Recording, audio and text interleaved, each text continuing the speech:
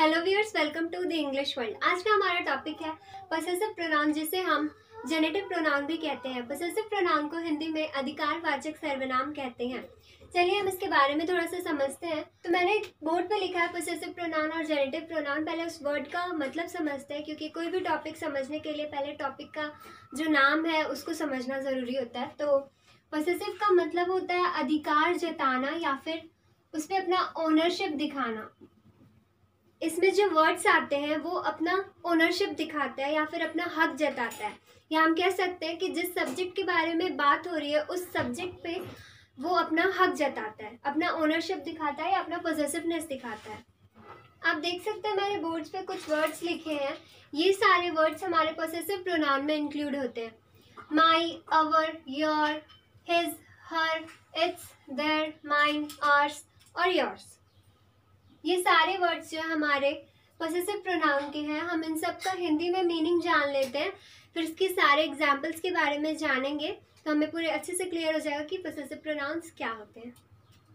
सारे वर्ड्स हम जानते हैं, हमने अभी पढ़ा, ये सारे वर्ड्स पॉसेसिव प्रोनाउन में इंक्लूड होते हैं। माई और माइन का मतलब एक ही होता है, मेरा, मेरी या मेरे। ये हम अलग अलग सिचुएशन में यूज़ करते हैं।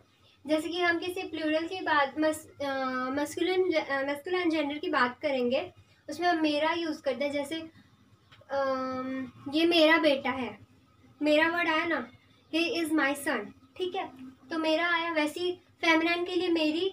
और अगर हम किसी ग्रुप में बात करेंगे कि ये मेरे घर के बच्चे हैं या ऐसा कुछ जो भी, तो ये मेरे वर्ड आता है। तो माई और माइन का सेम मतलब होता है, मेरा, मेरी और मेरे। माई और माइन अलग अलग सिचुएशन में यूज़ होता है। फिर अवर्स का सेम मतलब होता है, हमारा, हमारी और हमारे। योर, योर्स का तुम्हारा, तुम्हारी और तुम्हारे। हिज, हर का मतलब वही होता है, वह, बस। हिज मैंने बताया था आपको पिछली वीडियो में।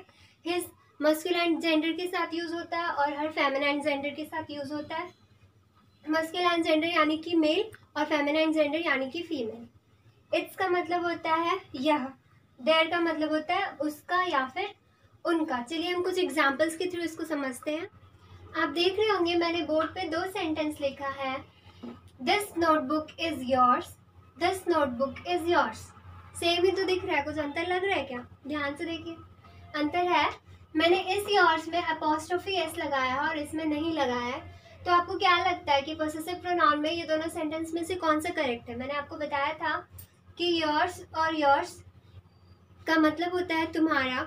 योर या योर्स का तुम्हारा, तुम्हारी, आपका, आपकी। मतलब पॉसेसिव प्रोनाउन में अधिकार जताना भी होता है। इस नोटबुक पर तुम्हारा अधिकार है, इसका मतलब है यह नोटबुक तुम्हारा है, यानी कि जिसकी बात हम कर रहे हैं उसका अधिकार है इस नोटबुक पर, जिसकी हम बात कर रहे हैं सब्जेक्ट पर उसका अधिकार है। समझ रहे हैं आप? पर सेंटेंस कौन सा सही है, वर्ड कौन सा सही है? दिस नोटबुक इज योर्स या this notebook is yours? Actual में ये गलत है और ये सही है। वो इसलिए क्योंकि कभी भी पॉसेसिव प्रोनाउन में अपोस्ट्रोफी एस नहीं लगता है किसी भी वर्ड के साथ। जैसे कि हम किसी का भी बात करें, हर्ष बोले तो अपोस्ट्रोफी एस नहीं लगेगा, ये है सही, ठीक है। आर्स में भी आर और आर्स ऐसे अपोस्ट्रोफी नहीं लगेगा, ये सही है और ये गलत है। क्योंकि मैंने कहा पॉसेसिव प्रोनाउन में अधिकार जताना, ठीक है। हम अपोस्ट्रोफी कब लगाते थे? आपको अगर याद होगा, किसी के लिए बताने के लिए, ठीक है। जैसे कि दिस इज राम्स बुक। अगर आपको याद होगा, हम कभी भी कहीं पे भी पढ़ते हैं तो किसी के बारे में बताते हैं कि ये चीज़ उसका है, तो हम अपोस्ट्रोफी लगा देते हैं। जैसे कि यह बुक राम का है, दिस इज राम्स बुक, हमने ऐसे यूज़ किया। पर इस सिचुएशन में दिस बुक इज योर्स, इसमें हम बोल रहे हैं कि ये बुक तुम्हारा है। ये योर्स जो वर्ड है ये खुद में ही पूरा है, इसको और ज़्यादा अधिकार देने की ज़रूरत नहीं है कि ये तुम्हारा ही है। यही तो पॉसेसिव प्रोनाउन है कि इसमें जो वर्ड्स आते हैं वो खुद में ही इतना अधिकार रखते हैं किसी चीज़ को दिखाने के लिए कि उसमें अपोस्ट्रोफी लगाने की बिल्कुल भी ज़रूरत नहीं है। जैसे कि हम आर्स वर्ड यूज़ करते हैं, दिस क्लास इज आर्स, तो इसका मतलब है कि यह हमारा क्लास है, इसमें अपोस्ट्रोफी लगाने की ज़रूरत नहीं है, क्योंकि आर्स हमारा यानी कि इसमें तो खुद ही अधिकार जता रहा है ना वो वर्ड कि यह हमारा है, तो इसमें अपोस्ट्रोफी लगाने की बिल्कुल ज़रूरत नहीं है। हर्ष में भी ये जैसे कि दिस बोर्ड इज़ हर्स, तो ये हर्ष भी अपने खुद में ही एक अधिकार रख रहा है कि ये उसी का बोर्ड है, मतलब उस लड़की का ही बोर्ड है। तो इसमें हमें कोई भी अपोस्ट्रोफी लगाने की ज़रूरत नहीं है। पॉसेसिव प्रोनाउन के कोई भी वर्ड में हमें अपोस्ट्रोफी लगाने की बिल्कुल ज़रूरत नहीं है। आप देख सकते हैं मैंने बोर्ड पे कुछ एग्जाम्पल्स यानी कि कुछ सेंटेंस लिखे हैं। ये सारे पॉसेसिव प्रोनाउन के एग्जाम्पल्स के लिए हैं। तो मैंने पहला सेंटेंस लिखा है दिस इज माई कार, यानी कि यह मेरा कार है। यहाँ पे मैंने माई का एग्जाम्पल दिया कि हम माई वर्ड कैसे यूज़ करते हैं कि ये मेरा कार है, मैं उस कार पे अपना अधिकार जता रही हूँ, है ना, कि यह मेरा कार है। तो मैंने कहा था पॉसेसिव प्रोनाउन वो होता है, वो वर्ड्स हैं जो किसी सब्जेक्ट पे अपना अधिकार दिखाते हैं।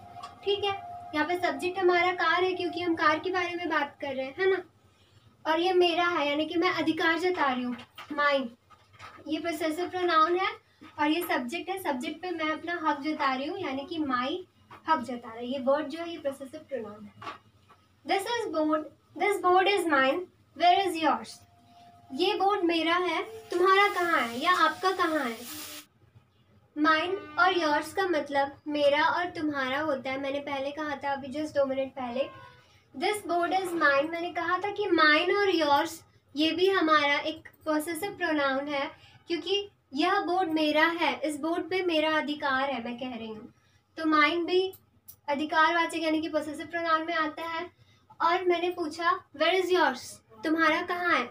तो जो मैं पूछ रही हूँ कि बोर्ड तुम्हारा कहाँ है, तो उस पर तुम्हारा अधिकार है, तभी तो मैं पूछ रही हूँ। तो तुम्हारा या आपका, योर्स, वो भी एक पॉसेसिव प्रोनाउन है। दैट पेन इज हर्स, यानी कि यह पेन उसका है। This garden is ours, ours यानी कि हमारा, यह गार्डन हमारा है, इस गार्डन पर हमारा ही अधिकार है।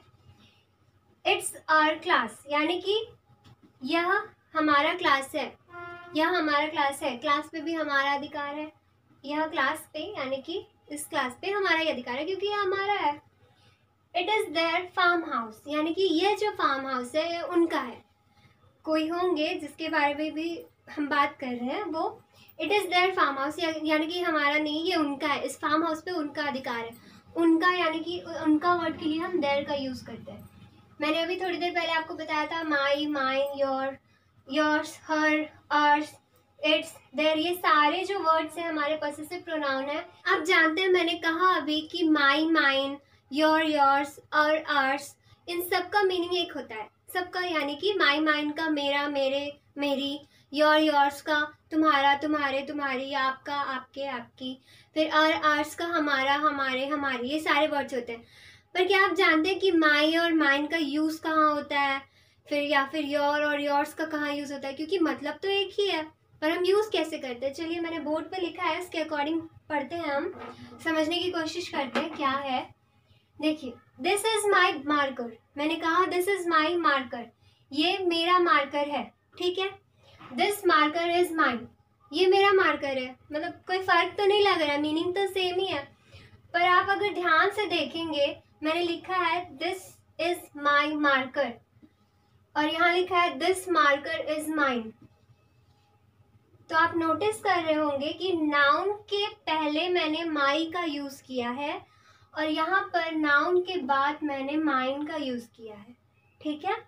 दिस इज माई मार्कर, ये मेरा मार्कर है, दिस मार्कर इज माइन। उधर भी यही मतलब है कि ये मेरा मार्कर है, यह मेरा मार्कर है, ठीक है।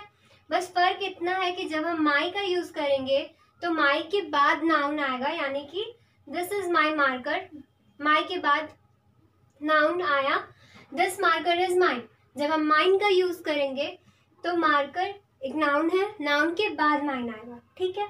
योर का समझते हैं, दिस इज योर डस्टर, ये आपका डस्टर है, दिस डस्टर इज योर्स, यानी कि इसका भी यही मतलब है कि यह डस्टर तुम्हारा है या आपका है। तो आप देख लीजिए, मैंने बता दिया कि योर के बाद नाउन आया और इस सिचुएशन में योर्स के पहले नाउन आया। सेम वैसे ही आवर के लिए, दैट इज आवर क्लास, वह हमारा क्लास है, ठीक है। और योर्स में, आवर्स में दैट क्लास इज आवर्स, यानी कि वह हमारा क्लास है। दोनों में मीनिंग तो एक ही है, सिचुएशन अलग यूज हो रहा है क्योंकि आवर के बाद नाउन यूज हो रहा है और आवर्स के पहले नाउन यूज हो रहा है। तो दैट इज आवर क्लास का भी वही मतलब है, दैट क्लास इज आवर्स उसका भी यही मतलब है, बस सिचुएशन अलग है यूज करने का। यहाँ पे आर के बाद नाउन आया और यहाँ आवर्स के पहले नाउन आया। तो इस चीज़ को आप हमेशा ध्यान में रखिएगा, तो आपको बिल्कुल भी कंफ्यूजन नहीं होगा।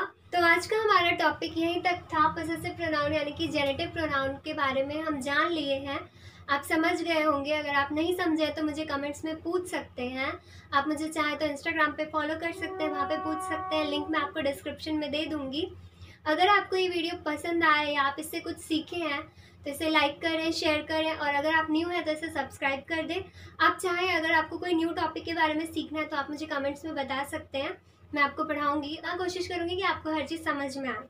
तो thank you very much for watching my video.